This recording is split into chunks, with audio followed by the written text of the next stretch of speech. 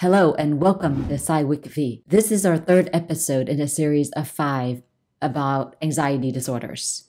And in this episode, we're going to talk about what you should expect when you're seeking treatment for anxiety disorders.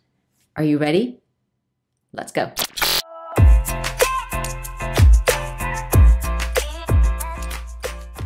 Walter was involved in a car crash.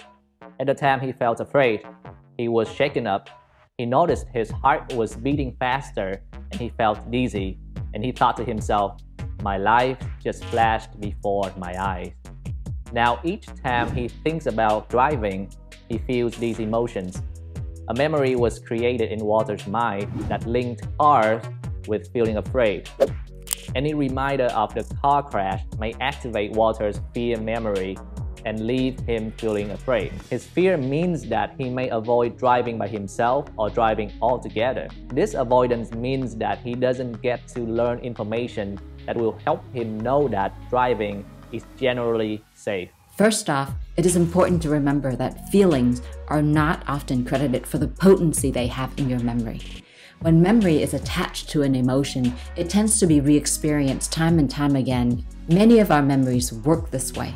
We all have those moments in childhood or in the past when we remember it like yesterday. It's like you can re-experience, put yourself in that moment if you think about that memory. That is to say, it is important to note that Walter should not ignore the experiences he has because of the emotion of fear that is associated with the event.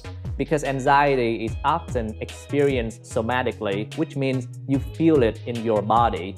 It may feel like a physical condition like a heart attack, back pain, headache, stomach issues. It is important that you see your medical doctor first to make sure there is no physical problem causing the symptoms. If an anxiety disorder is diagnosed, a mental health professional can work with you on the best treatment.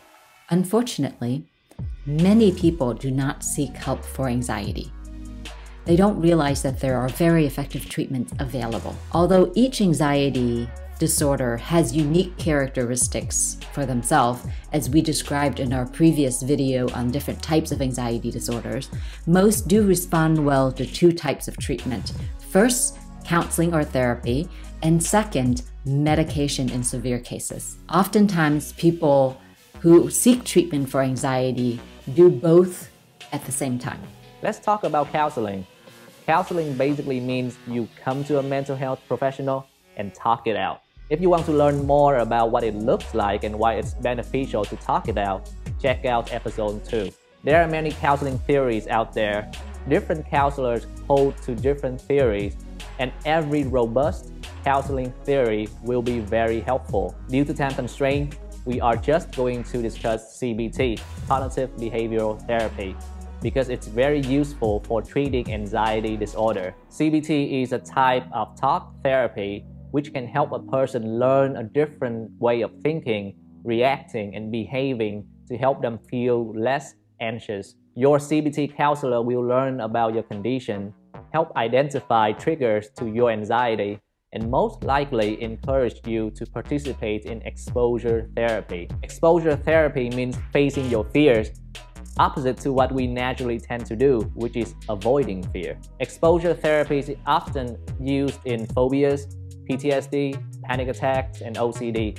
For example, in Walter's case, Walter's therapist may gradually expose him to cars in a variety of different situations, like standing near a car, being near a car with the engine on, driving for a short distance in an empty parking lot, and so on. Over time, what it does is it teaches Walter that he will not get into a deadly accident every time he drives.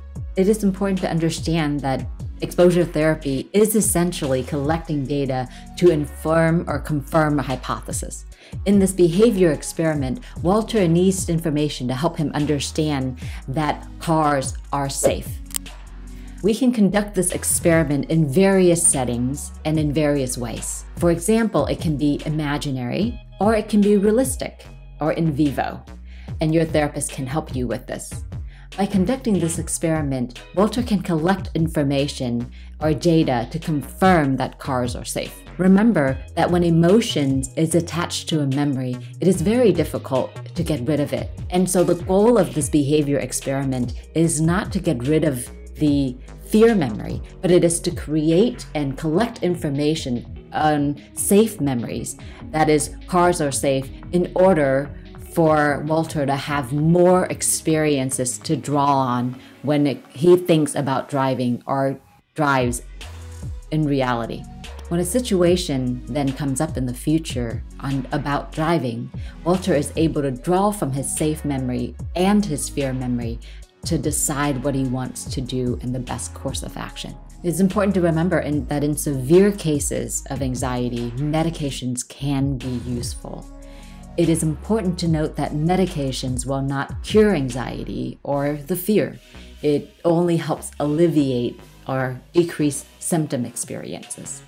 So it is important to use your medications as prescribed by your physician, and if you ever choose to want to stop it or taper off, you should consult with your physician first. The most common medications used for anxiety disorders are short-acting and long-acting medications. Some of them are actually antidepressants. So medications often used are from the SSRI family and SNRI family. You may have heard of Prozac, Effexor, Cymbalta, etc.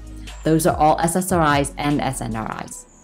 There are also benzodiazepines, hydroxyzines, gabapentin, and in future videos, we're going to cover information about these medications in a little more detail and explain to you how they affect neurotransmitters in your brain.